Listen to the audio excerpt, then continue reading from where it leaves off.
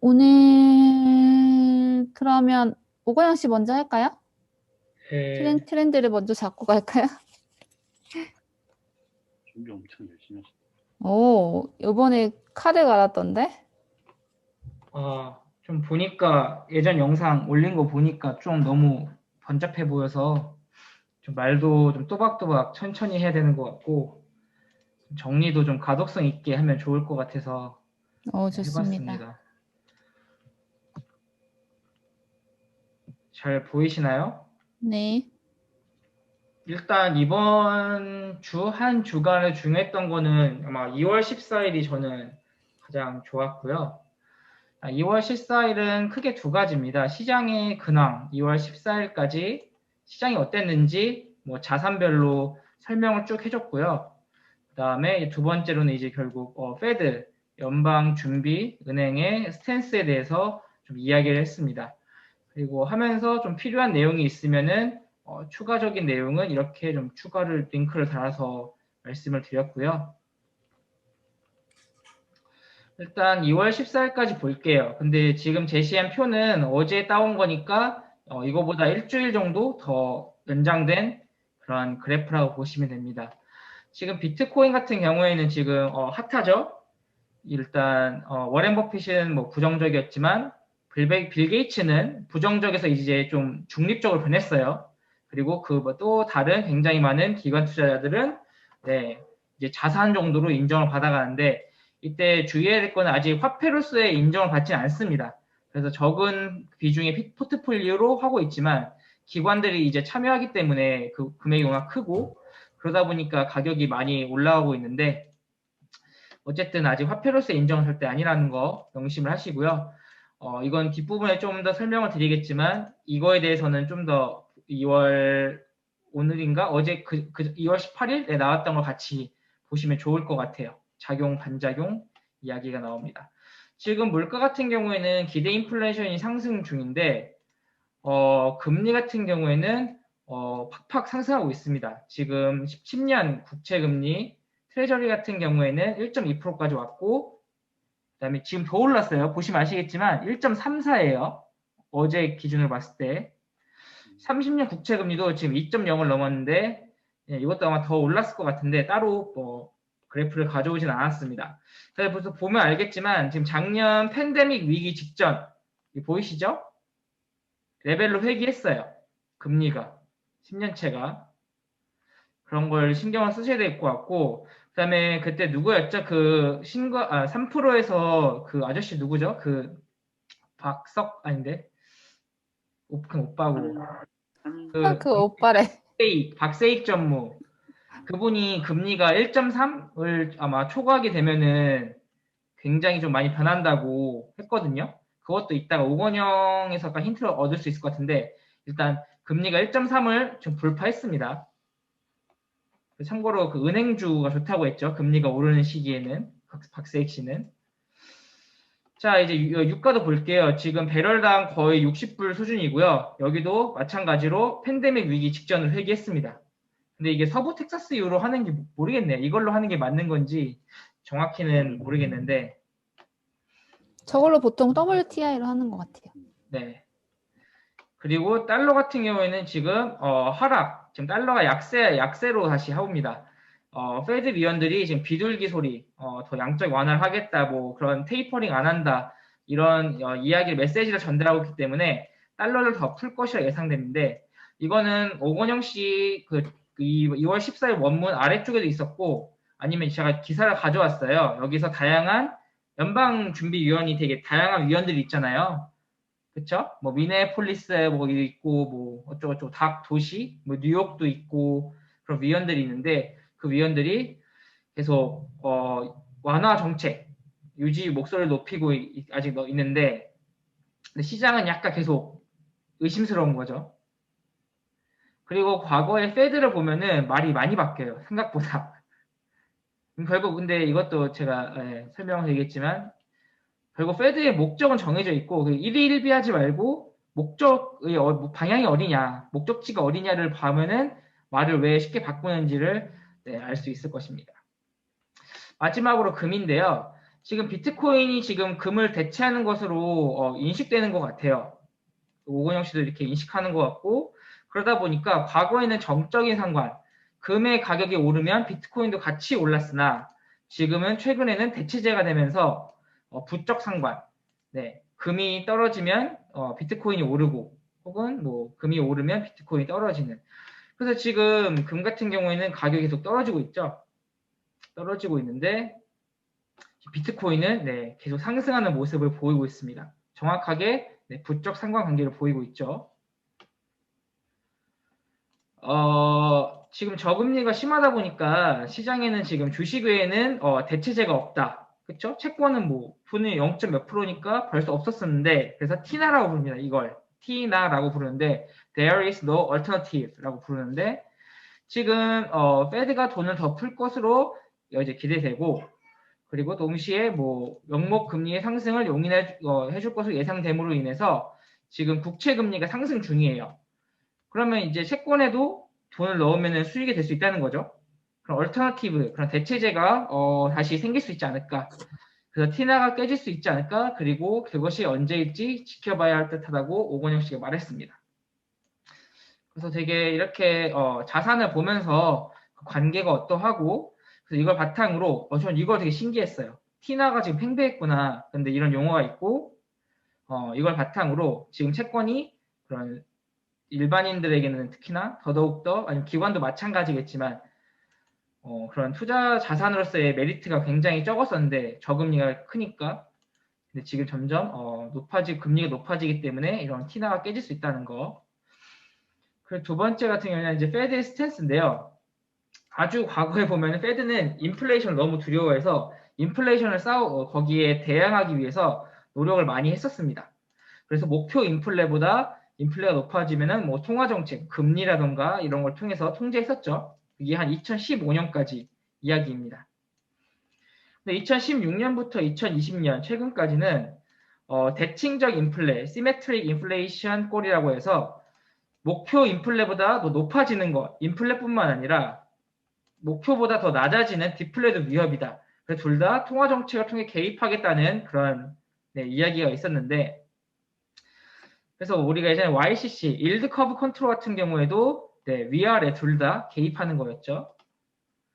그 다음에 이제 현재 2021년에 보니까 이제 제런 잭슨 그분 얘기를 보면은 지금 인플레가 덜 해롭다. 인플레도 나쁘긴 하지만 디플레이션이 더 최악이기 때문에 이제 우리는 디플레이션에 싸우기 위해 간다. 라는 지금 스탠스의 변화가 있어요. 그래서 디플레가 안 오기 위해서 통화정책을 운용하려고 하고요. 우리가 과거에 했는지 모르겠는데 디플레이션이 왜 나쁜지는 아시나요? 예를 들어 제가 간단히 써놨어요. 이거는 말로 하면 그런데 간단히 제가 설명을 할게요. 내가 5억짜리 아파트를 샀습니다.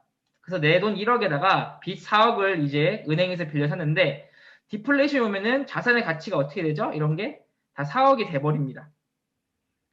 그쵸? 그래서 그 자산을 팔았을 때 내 수준에 남는 돈은 0원인 거예요. 이런 식으로.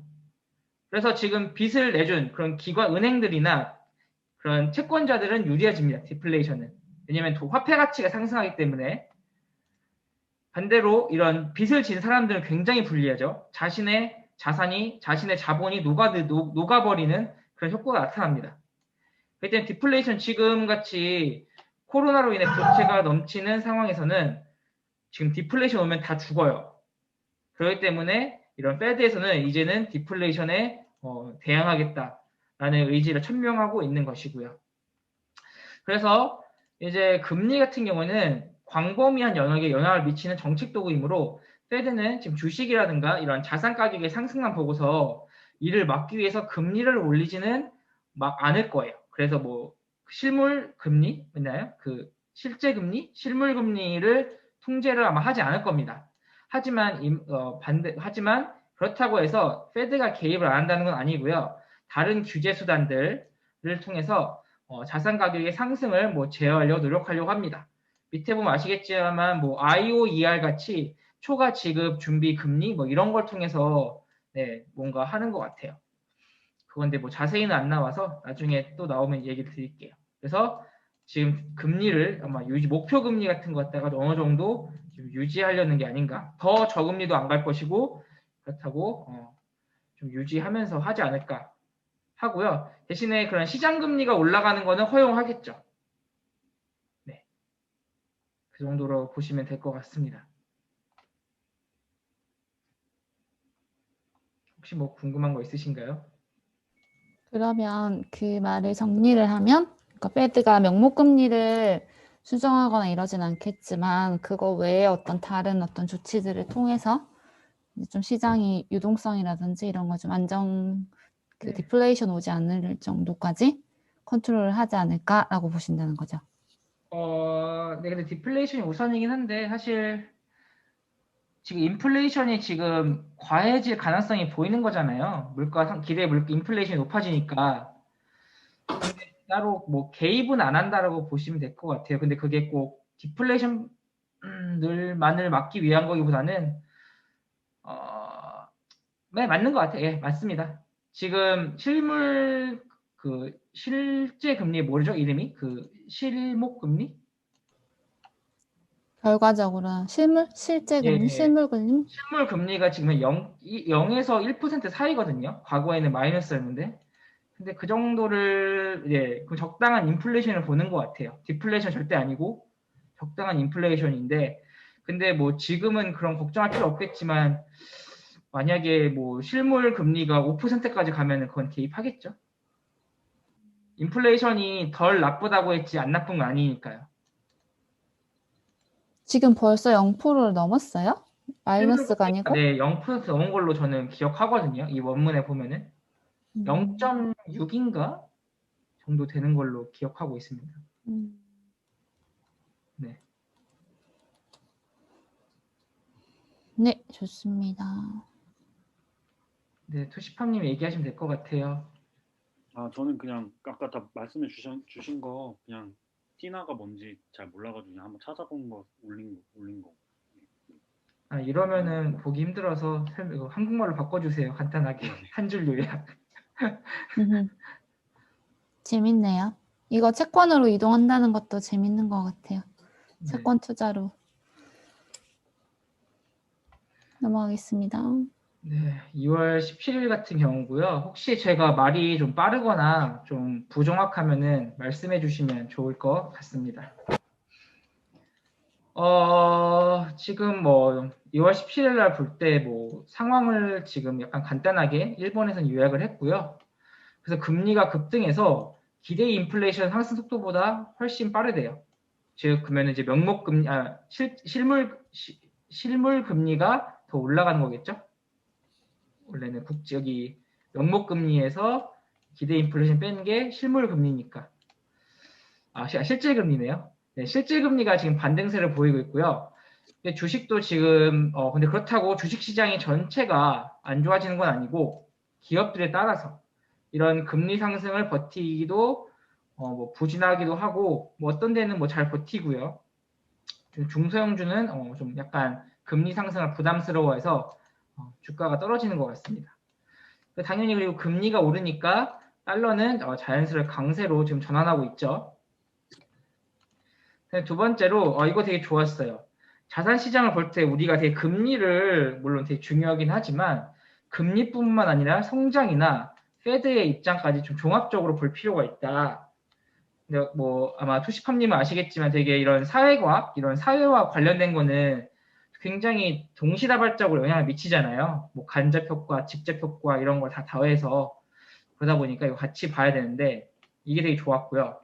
그래서 실질 금리가 오르더라도 성장성이 금리 그 속도 상승보다 빠르면은 이제 유지되겠죠. 이제 못 미치면은 아까 미국 중소형 주처럼 하락할 것이고. 그리고 페드 같은 경우에는 이제 실물 경기 회복이 주 목적이기 때문에 실질 금리 상승이 경기 회복에 부담이 된다면 이제 양적 완화를 확대하거나 아니면 YCC, 일드 커브 컨트롤을 도입해서 이제 케어를 하겠죠.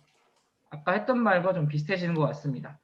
일단 기본적으로 지금 디플레이션을 최우선으로 막으려고 하지만 너무 금리가 올라서 그 명목 금리가 올라서 실질 금리 상승이 너무 경기 회복에 방해가 된다면은 상한 위쪽 부분도 인플레이션도 좀 억눌러 주겠죠. 네, 그런 것 같고 결국 그러니까 우리는 계속 우리가 주식시장에서 유명했던 개와 주인이 산책할 때 그 강아지는 막 이리저리 왔다 갔다 하지만 결국 주인이 가는 방향에 수렴하잖아요. 마찬가지로 지금 페드의 목표는 실물 경제 회복이 있기 때문에 이거에 따라서 디플레이션 파이터기도 하다가 인플레이션 파이터기도 하다가 둘 다 막으려고 하다가 계속 왔다 갔다 하는 거예요. 하지만 그거에 따라서 왜 이렇게 갈 때 같아? 라고 보는 게 아니라 결국 실물 경제 회복을 위해선 적당한 수준 그리고 그게 이 기사에 따르면 우리가 보면 인플레이션의 인플레이션 목표 대략을 보고 있거든요. 그래서 이 정도가 잘 나오게끔 금리를 위에서 아래서 케어를 해줄 거라고 보시면 됩니다. 전 질문을 했었던 게 그 2% 인플레이션 목표가 어디서 나온 건지 궁금했는데 그 기사에 있던 거예요? 네, 있고요. 그리고 과거에 우건영 얘기할 때도 인플레이션 정도 많이 나왔어요. 그때 예전에 YCC 나오고 이럴 때도 작년에 장기적으로 페드는 2% 인플레이션 목표. 그래서 그 평균 물가 연동제도 그거였잖아요. 2%가 좀 넘어도 나는 오케이. 그 제가 알기로는 아예 법령에 규정되어 있는 걸로 알고 있거든요. 그래요. 저 2%라는 수치가. 네, 저게 그 2010년 위기 이전까지는 확실하게 법령에 적시가 되어 있었는데 그 이후에 이제 조금 막 바뀌고 그런 게 있어가지고 그건 좀 따로 트래킹 해봐야 될 것 같아요. 좀 투시파님 목소리가 작은데 좀 볼륨을 키워주시면 좋을 것 같아요. 아, 네, 좀 키우긴 했는데. 그 다음에 이제 달러 약세가 계속 되었었는데 더 강해지는 건 거의 자명한 것 같아요. 그리고 또 봤는데 그쪽 미국의 의사가 말했는데 4월 달이면 더 빠르게 70%가 집단 면역이 갖출 거라고 하는 글을 봤거든요. 그 박석중 씨 예상보다 더 빠르게 될 것 같아요. 근데 지금 우리나라는 백신도 못 맞고 있으니 달러 강세로 가는 거는 거의 확실하지 않은가. 물론 우리가 예측할 수 없는 그런 블랙스완들이 많이 존재하겠지만 근데 지금 상황으로 보기에는 미국만 이제 하반기 때는 아니면 뭐 2분기 때부터 성장을 막 하지 않을까라는 그래서 달러 강세로 갈 것 같은 게 너무 자명한 것 같습니다. 어쨌든 그리고 그래서 저는 든 생각이 한국 돈의 가치가 지금보다는 지금 굉장히 높죠. 그렇기 때문에 떨어질 것이 더 자명하고요. 그래서 이에 대비해서 뭔가 투자를 해야 될 것 같고 하나의 예시로서 좀 포트폴리오 리밸런싱을 할 때 한국 자산들을 조금 팔고 미국 달러를 사서 이제 팬데믹 종식 이후에 그 금리 상승보다 더 성장세를 보일 만한 섹터나 이런 개별 기업에 투자를 준비해야 할 때가 아닌가라고 생각이 들었습니다.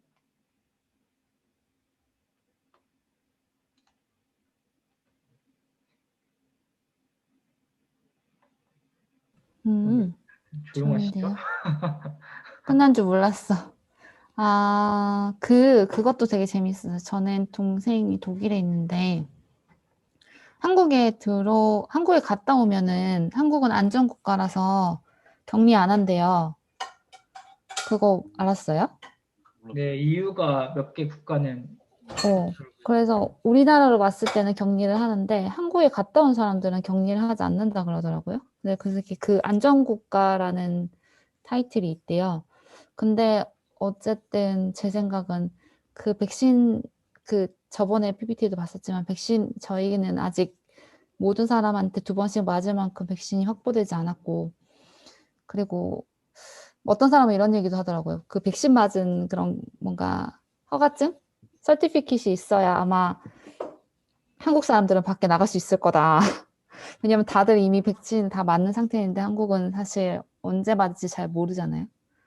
그래서 지금 이렇게 한국의 돈의 가치가 올라가 있는 거는 어떤 백신 코로나에서 좀 대응을 잘 했고, 그런 여러 가지 어떤 상황적인 것도 있었던 것 같은데, 이제 미국이나 유럽에서 이제 백신을 많이 맞게 되면 사실 그랬던 메리트는 사라지는 거고, 좀 누구지? 오쇼님이 말한 그런 상황이 저도 올 것 같고, 그 다음 저는 커멘트 단 거는, 그러니까 패드 같은 경우에는 정말 좀 누구 편이 있는 건 아닌 것 같고, 확실히 항상 이렇게 시장을 뭔가 안정화시키려고 이리 갔다 저리 갔다 하는 것 같고, 그리고 요즘 같은 상황에서 괜히 막 비둘기파가 뭐 이렇게 좀 더 대세다 이렇게 얘기를 하는 것도 사실은 좀 이런 그들의 어떤 언론 플레이 같은 느낌도 들고, 왜냐면 요즘에 시장이 좀 많이 긴장해 있는 또 상황도 있으니까 걱정하지 마라, 이렇게 풀 거다, 이런 식으로 계속 또 이렇게 좀 토닥토닥 하고 있는 느낌이 들고, 뭐 아까 말씀하신 이건 저는 그 명목금리를 조절은 하지 않겠지만, 아까 YCC나 이드 커브 컨트롤이나 뭐 물가 연동제 뭐 이런 것도 하고 있고, 그러니까 여러 가지 그런 방법으로 인해서 시장을 계속 안정화시켜 줄 거라는 믿음은 가지고 있어요. 그게 어떤 방법이든 저는.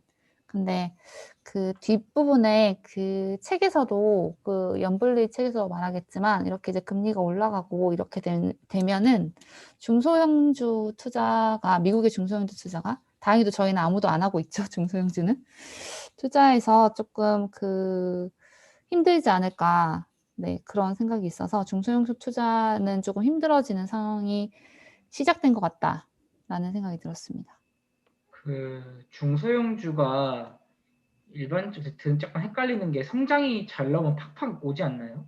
워낙 규모가 작으니까 이익 성장률이나 이런 건 매출 성장률이 굉장히 그런 대기업, 그런 무량주에 비해서 높은데 그러면 성장세가 되게 높은 거 아닌가요? 제가 생각하기에 여기서 말했던 그 중소형주는 그 성장세도 분명히 뭐가 있을 것 같기는 한데, 그런 측면을 봤다기보다는 어쨌든 금리가 올라가면은 요즘에 장세들이 다 대형주들 위주로 다 사실 퍼포먼스가 굉장히 좋았었던 거고, 사실 코로나에 있어서 타격을 많이 받았던 거는 사실 대형주들은 거의 다들 잘 살아남았거든요. 그 책에서도 보셨겠지만 다들 이익 성장률이 훨씬 더 높잖아요. 코로나 때 매출은 줄었는데 이익 성장률은 훨씬 더 다 높은 게 다 그 대형주들인데, 중소형주 같은 경우에는 사실 코로나로 타격을 많이 받았던 그런 주들인데, 말씀하셨다시피 그런 성장적인 그런 부분에 플러스가 요인도 있겠지만, 이게 금리를 올리면서 이제 뭐 부채의 어떤 수준이 갑자기 올라가게 되니까, 이런 사실 중소형주 입장에서는 좀 리스크한 부분이 훨씬 더 조금 더 많아지는 그런 측면이, 안정성 측면에서 더 우량주보다 불리하기 때문에 이 금리가 오르면 더 타격이 있다고 보시는 건가요? 그런 것도 있는 것 같고, 중소형주가 사실 성장을 할 거라는 규모가 작아서 뭐 중소형주가 성장을 한다 이렇게도 볼 수 있지만, 그 중소형주가 성장을 한다는 보장은 우선 없는데, 어쨌든 금리가 높아지면 부채는 확실히 커지는 건 확실하니까 중소형주 투자에 관해서는 좀 힘든 스토리가 간다, 이렇게 얘기하는 것 같아요. 저는 근데 이 주제랑 관련된 얘기는 아닌데 좀 더 크게 말해주세요. 안 들려요, 저. 지금 괜찮으세요? 다가와. 지금은요? 네, 좋아요. 좀 나아졌어요. 어떡하지? 지금은요? 그 나중에 올 때 마이크 테스트 한 번만 해봐요. 들어오기 전에. 마이크. 그 있거든요. 지금 그냥 하시고 이따 쉬는 네. 시간이나 다음에 들어올 때 네, 마이크 테스트 한번 해보세요. 알겠습니다. 저는 연블리 책에서 봤었나? 지금 만약에 미국이랑 EU가 만약에 회복이 우리나라보다 빨라지면은 원화 가치가 내려가잖아요. 그러면은 원화 가치가 내려갈 때 수출이 이제 증가할 수 있는 기회라고 생각하거든요. 그래서 2009년, 2010년 그 금융위기 때도 금융위기가 이제 우리나라만 안 왔었잖아요. 근데 우리나라를 제외하고 이제 전 세계가 좀 회복하는 과정에서 뭐 현대 미포조선이나 그런 수출 기업들의 주가가 폭등했던 적이 있거든요. 갑자기 근데 잘 들려. 지금 잘 들리신다고요? 네. 네. 그래서 그런 기회가 한 번은 올 것 같은데 그게 언제일지 모르겠어요. 지금 약간 불안한 게 미국이랑 EU가 좀 차등적으로 성장하고, 그러니까 차등적으로 회복하고, 회복 속도가 다르니까 미국이 먼저 회복됐을 때 그 기회가 올 것인지, 아니면은 미국과 유럽이 동시에 회복되는, 유럽이 뒤늦게 회복되는 시기에 그 수출 기업 주가가 오르는 시점이 올 것인지 약간 그거를 좀 생각해 봐야 될 것 같아요. 그리고 약간 달러 그 가치에 대해서는 미국이 회복된다고 했을 때, 그러니까 제가 의문이 들었던 게 미국 경기가 회복될 때 달러 가치가 오를까? 그 메커니즘이 전 잘 이해가 생각해보니까 그 메커니즘에 제가 자신이 없더라고요. 그래서 왜 오를까 생각이 좀 들었어요. 저는 그 오건영 씨가 좋았던 게 금리가 오르면은 미국 금리가 오르면 달러 가치가 오른다. 이런 거에 대해서 좀 설명해 주셔서 좋았었는데, 미국 경기가 회복되면은 달러 가치가 오를까? 약간 그거가 좀 자신이 없어서 한번 여쭤보고 싶었던 부분이거든요. 그거는. 경기가 회복되면은 그러면은 미국에 뭐 투자를 한다던가 다시 돈이 몰릴 수밖에 없잖아요. 아, 외국인들도 내가 한국인이어도 지금처럼 저기는 코로나 끝났대. 그럼 다시 쇼핑몰 사람들 많아질 거고 물건도 많이 팔릴 거고 지금 음, 원택트만 되고 있지만 이제 컨택트 서비스 업종도 잘 될 거니까 원화를 달러로 바꿔서 거기 투자를 해야겠다라는 생각이 드니까 근데 그게 전 음, 세계에서 그 생각이 동일하니까 돈이 수요가 몰리는 거죠. 달러로. 달러에 대한 수요 측면에서. 네, 그러니까 달러의 가격, 금리가 돈의 가치이기 때문에 달러의 가치가 이제 올라가게 되니까 네, 환율이 바뀌는 거죠. 이해됐습니다. 감사합니다. 그게 여러 가지로 사실 이해할 수 있는 스토리가 되게 많은 것 같아요. 저렇게 이해를 하셔도 되고, 또, 그게 어쨌든 로직이 하나 정도만 있으면 이제 계속 다 적용이 되는데, 저 같은 경우에는, 어쨌든 경기가 안 좋아지면 돈을 쓰는 사람이 없어지고, 그러니까 시장이 계속 돈을 풀어야 되는 상황이 오잖아요. 그럼 돈을 풀기 위해서는 사람들이 돈을 쉽게 빌릴 수 있어야 되고, 그러려면 금리가 낮아야 되고, 그럼 사람들이 돈이 많이 퍼지는 건데, 이제 그러지 않고 사람들이 뭐 잘 달고 어느 정도 회복을 해야 되면, 사실 그 상황에서 좀 벗어나야 되니까, 사실 금리 상승도 오는 거고, 돈을 많이 다시 회수를 하는 거고, 음, 그렇게 또 보셔도 되고, 네, 이게 그런 스토리는 하나 정도 생각을 해놓으면, 네, 잘 이해하죠. 이해됐습니다. 네. 그리고 그것도 맞는 것 같아요. 그 수출 기업들, 그 미국이나 유럽에서 이제 성장이 와서, 수출하는 뭐 조선기업이나 이런 기업들이 굉장히 이제 호황이 될 거라는 거를 다들 크게 생각을 하고 있잖아요. 그래서 근데 그 타이밍이 언제쯤에 올 거다라고 사실은 누구도 사실 장담을 할 수가 없는 것 같고, 그리고 저희가 ETF를 투자하지 않는 이상 어떤 개별 기업에다 분명히 할 거기 때문에, 그러면은 사실 그런 큰 뉴스들보다는 이런 기업들은 보통 수주 잔고가 늘었을 때 이제 주식이 많이 올라가는 측면이 있어서, 사실 제가 알기로는 조선이나 이런 것도 이미 막 굉장히 많이 올라 있는 상황이긴 한데 더 오를 수도 있을 것 같고, 이걸 만약에 투자 측면에서 본다면 그런 타이밍이 언제인지를 사실 저희가 찾아낼 수는 없을 것 같고, 그냥 지금쯤 들어가서 어쨌든 네. 큰 흐름상 어쨌든 투자의 기회가 온 거니까 좀 좋은 기업들을 선별해서 기다리는 그런 게 맞지 않을까 싶어요.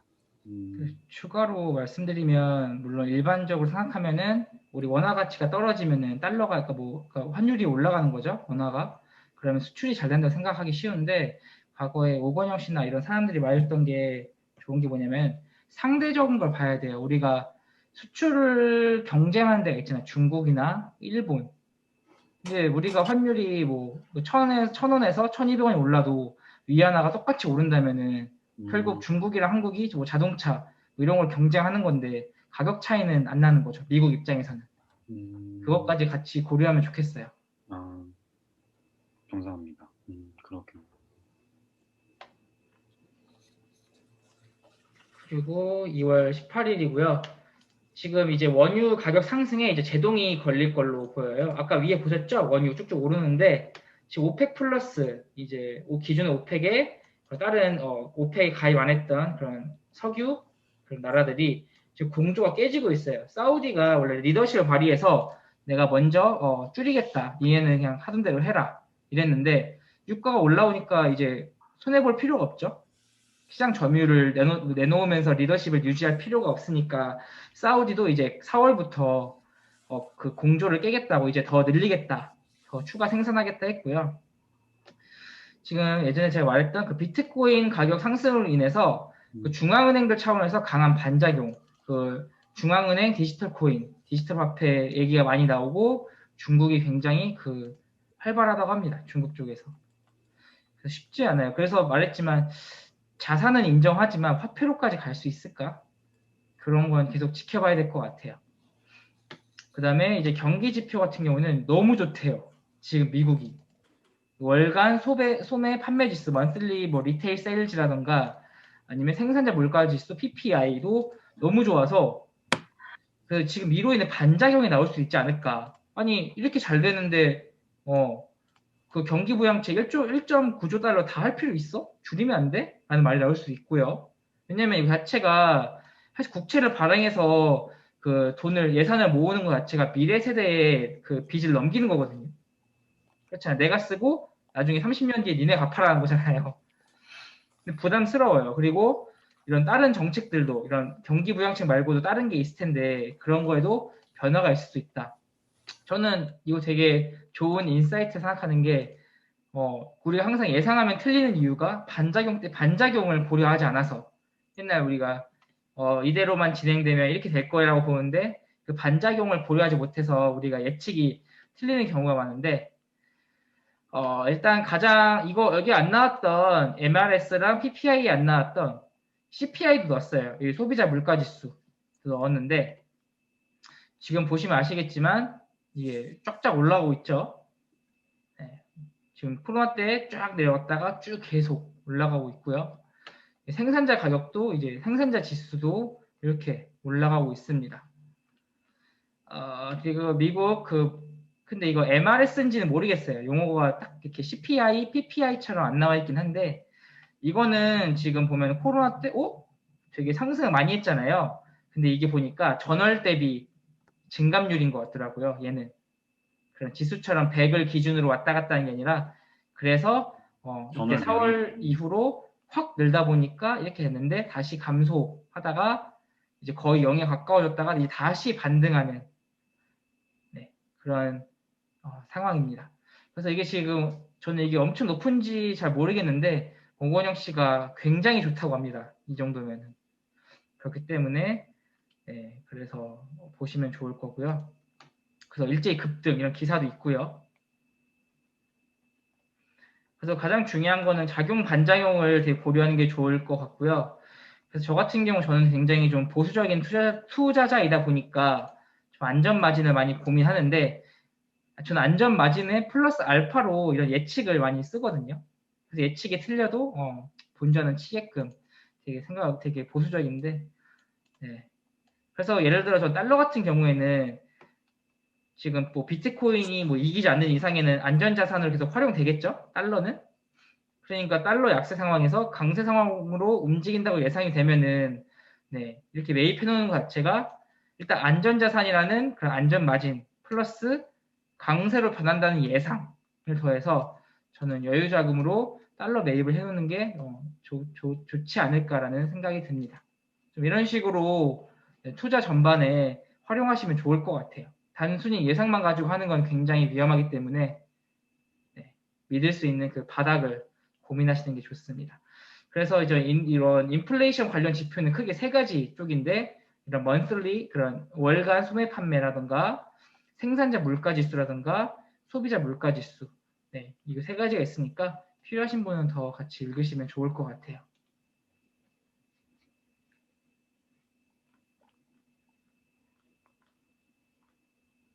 저는 그 원유 쪽을 사실 작년 한 6월부터 원유 기업을 투자하고 있어서 사실 그 전에는 어떤 식으로 사실 공부도 하지 원유 쪽은 정말 몰랐어가지고 알고 싶었는데 너무 어려워서 근데 이제 그때부터 사실 좀 이제 기사들이나 이런 것들을 봤던 건데 그 오펙과 오펙 플러스가 굉장히 많이 왔다 갔다 해요. 이번 달에 이랬다가 다음 달에 달라지고 사실 좀 막 그렇게 출렁출렁거리고 있어서 사실 그 원유 기업들의 어떤 포지셔닝 같은 거는 좀 계속 바뀔 것 같기는 하거든요.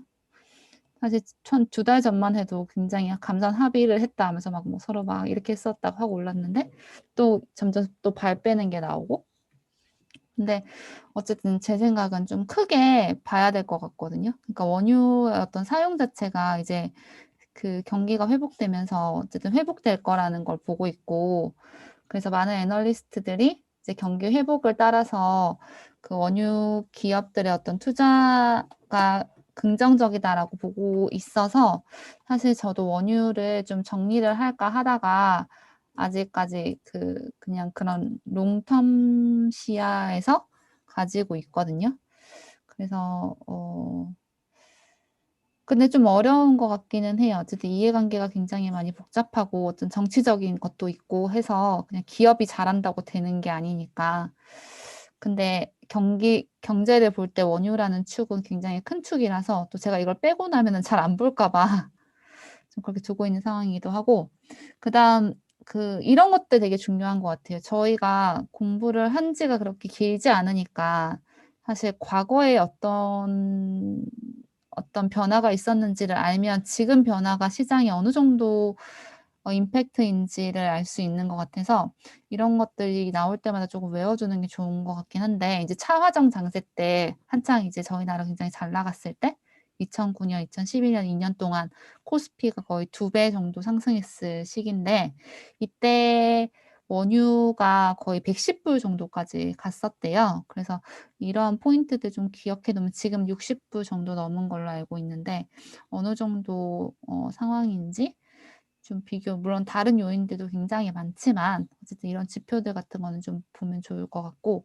그다음에 비트코인을 볼 때는 사실 저는 센트럴 뱅크의 디지털 코인이 나오기 전까지는 어쨌든 뭐 자산으로 된다 뭐 이런 것들 저희가 얘기도 많이 했고 생각도 해야 된다고 보고 있었는데, 근데 이게 CBDC가 등장을 하면서 또 비트코인을 이해하는 데 필요한 엄청 큰 축이 하나 생겨버린 것 같은, 굉장히 부담스러운 존재가 생긴 것 같은 그런 생각이 들었고, 공부하면서 이 부분도 봐야겠다는 생각이 들었고, 그다음에 달러 투자는 지금 보시면 가격대 보시면은 뭐 장기적으로도 저희가 좋다고 보고 있잖아요. 그리고 가격 면에서도 아직까지 굉장히 매력적인 것 같기는 해요. 물론 한창 마이너스일 때 뭐 1,050원까지 뭐 비슷하게 갔던 것 같은데 그때에 비하면 좀 그렇지만 아직까지도 좋은 투자 포인트인 것 같아서 투자를 고려하면 좋을 것 같다라는 생각했습니다. 저 하나 여쭤봐도 될까요? 네. 지금 혹시 목소리 잘 들리세요? 잘 네. 들려요. 네. 원유에 쪽에 투자하셨다고 하는데, 저는 사실 이번에 달러 투자를 좀 고민을 하고 있는데, 그 투자하는 방법이 되게 여러 가지가 있더라고요. 혹시 원유 같은 경우에는 좀 투자 방법이 뭐가 있을까요? 원유 관련 ETF라든지 뭐 그런 게 있는 건가요? 저는 처음에 원유 할 때 좀 고민을 했었어요. 그때 왜 원유 선물 가격 막 마이너스 달러 내려가고 막 이런 적 있었잖아요. 원유가 마이너스 되고. 그래서 음. 어떻게 투자할까 사실 생각을 했었는데, 저는 사실 원유 채취 기업을 투자를 하고 있거든요. 아. 네네. 기업 투자를 하고 있어서 원유 자체에 대해서 투자를 하려니까 사실 조금 쫄보기도 하고, 그래서 원유 기업들 몇 가지 큰 미국의 기업들 한 5개 정도가 있는데 그중에서 좀 재무 안정성이나 그 당시에 저희가 재무제표 굉장히 자주 보고 있었기 때문에 좀 기업 탄탄한 거를 찾아서 그 음. 기업에 투자를 했었던 것 같아요. 네. 크게는 그럼 제가 알기로는 네. 이게 차화정에서 정유였거든요. 네. 정유 같은 거에는 뭐 몇 달 전에 계약을 해서 원유를 가져오잖아요. 근데 원유 값이 오는 동안 오르면은 재고자산 가치가 올라요. 음. 그러겠죠? 네. 그러니까 그 오른 거 바탕으로 이제 피발류 그런 그 원유를 바탕으로 만든 제품들 팔 때 가격이 오른 거죠. 원가가 올랐으니까 실제로는 물론 돈 별로 덜 들었지만 그거를 소비자한테 전가할 수 있거든요. 그래서 이런 음. 채취하는 기업처럼 불당임처럼 할 수도 있지만 정유회사도 괜찮을 수가 있고요. 작년에 유명했던 게 그런 ETF랑 다르게 ETN 같은 경우에는 그거는 돈을 빌려주는 거예요. 개념이 채권이거든요. 증권사나 얘한테 뭐 석유랑 관련해서 뭐 빌려주는데 뭐 근데 증권사나 이런 데 기관에서 석유로 안 해도 돼요, 솔직히. 근데 석유랑 맞춰서 내가 돈을 돌려주겠다는 뜻이거든요, 그게. 그래서 ETF랑 달라요. ETF는 펀드고 얘는 노트기 때문에 이건 채권이거든요. 그렇게 나중에 혹시 더 설명할 일이 있으면 하겠지만 ETN도 방법이 있긴 한데 ETN은 막 롤오버 막 이런 게 있어가지고 선물로 막 사가지고 그걸 막 연장하고 이런 게 있어서 완전 좀 많이 다르게 나오죠. 원유값이랑 좀 다르게 지수가 나오더라고요. 그래서 ETN도 뭐 일단 있으니까 한번 네, 저희 예전에 노션 보면 이게 있을 거예요. ETN, 원유 ETN 이런 것도 있으니까 참고하시면 될 것 같습니다. 달러는 어떤 방식으로 투자해야 될지 지금 좀 고민이 돼가지고 좀 달러를 바꾸시면 될 것 같은데요.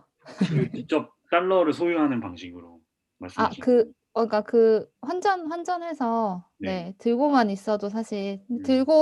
사실 미국 기업을 산다는 것 자체가 달러 투자를 하고 있다고 생각을 저는 네. 해도 된다고 생각을 하거든요. 네네. 어차피 높아심이 말하는 환전해서 건 사는 거니까요. 집에 달러를 쌓아놓은 게 아니라 외화 계좌를 뚫어서 거기 옮겨놓은 뜻이에요. 원화를 달러로 집이 현찰로 보관한 뜻 아닙니다. 옮겨놔라. 그 알겠습니다. 증권 계좌에 보면은 환전하기 미국 네네. 해외 주식 개설되어 있어요? 투시판? 네, 되어 있어요. 그러면은 환전하기 있으니까 그거 그냥 그렇게 해서 몇 개 해놓으면 네. 저도 그 환율 좋을 때 그냥 네. 가끔씩 해놓거든요. 어디 투자 안 해도 그런 식으로. 그렇게 하겠네요. 감사합니다. 어제 밤에 올라왔던 건데요. 별로 중요한 내용은 엄청 많이는 있진 않았는데 이제 금리가 오를 때 어떤 문제가 생기는가를 자세히 설명해 놨어요. 되게 좋거든요. 원문 한번 보시면 추천드리는데 이제 간단하게 단기로 자금을 조달하면 일주일짜리 뭐 그런 거 금리가 싸겠죠? 짧으니까 0.1%. 그다음에 장기채가 뭐 6%, 0.6%다.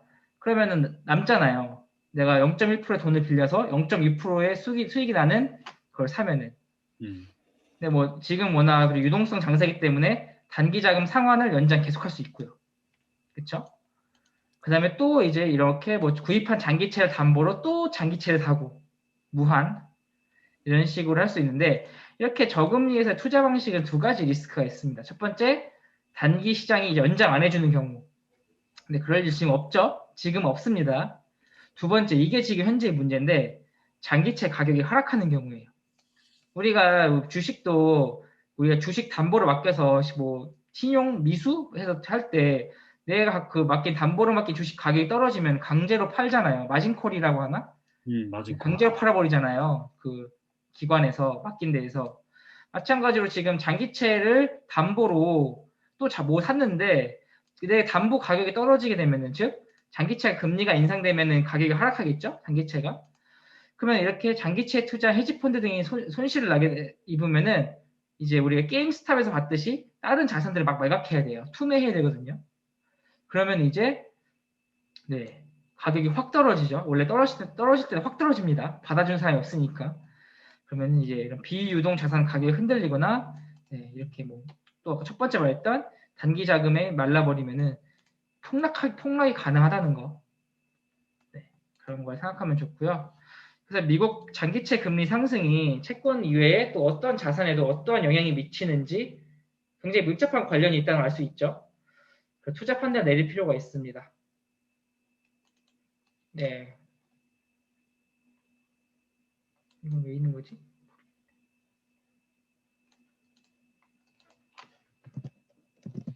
그래서 한 채권 분야가 뭐 주식이 어떻게 영향을 미치는지 금리랑 연결지어서 생각해 보시면 좋을 것 같아요. 그리고 페드 같은 경우에는 여전히 실질 금리가 충분히 낮기 때문에 명목 금리의 상승을 개입하지 않고 있습니다. 그리고 오건영은 여기 추가 짧게 얘기했는데 3월 FOMC에서 IOER이라는 걸 인상할 수 있대요. 이건 단기 자금과 관련된 이야기거든요. 만약에 이제 나중에 오건영이 나오면은 자세히 다루려 하고요. 이게 또 하나의 통화 정책이라고 합니다. 이게 초과 지급 준비 금리라고 해요. 그래서 우리가 그 은행들이 중앙은행에 맡겨야 되는 필수 몇 %가 있잖아요. 지급 준비율이 있잖아요. 근데 그거에 넘는 돈을 예치했을 때 그거에 대한 이자거든요. 금리거든요. 이걸로 또 이게 조절할 수가 있나 봐요. 단기 자금 네. 시장을 갖다가. 그래서 이런 게 있으니까 네. 너무 머리가 아픈 관계로 그냥 포기만 했고요. 저도 읽어보진 않았습니다. 저거 읽어보면 진짜 어렵더라고요. 머리 아파. 우리는 펀드 매니저가 아니기 때문에 적당히만 하셔도 됩니다. 네, 여기까지고요. 또 뭐 있으신가요? 고생하셨어요. 혹시 너무 뻔뻔히 기네요, 이거. 이거 힘들어요. 5분여 거 1시간. 이거 자꾸 시간이 길어져서. 저거 그 IOER에 대해서 잠깐 짧게 첨언하면은 네. 그 IOER이 지금 그 미국 중앙은행이 그 연방 자금금리를 조정을 하잖아요. 이자율을 조정할 때. 근데 그 연방 자금금리가 그 어쨌든 미국 금융기관들이 서로 돈을 빌려줄 때의 금리를 말하는 건데 그게 완벽하게 딱 고정을 할 수는 없고 어떤 상한과 하한 수준에서 이렇게 맞추는 거라고 해요. 근데 저 IOER이 그거의 상한 역할을 한다고 생각하시면 될 것 같아요. 굿. 단기 목표 금리를 도와준다. 네, 그 단기 그 IOER. 자금금리의 상한 역할. 네. 어쨌든 여기까지고요. 또 결론은 달러다. 여러분 하나 기억하시면 됩니다. 이거 중요해요. 유튜브로 보려면은 결론은 달러. 달러가 오릅니다. 준비해 두세요. 한 줄 요약. 한 줄 요약. 오건영 씨 하는 게 사실 좀 길어지긴 하는데 또 이게 자를 수가 없긴 한 게 사실 좀 이게 중요한 내용들이 사실 많이 나오기도 하고 그래서 그런데 그렇게 할까요? 그러면 앞으로 이거 나중에 뒷부분 얘기할게요. 네, 고생하셨어요. 일단 중단 한번 끊고 갈게요. 네, 컷.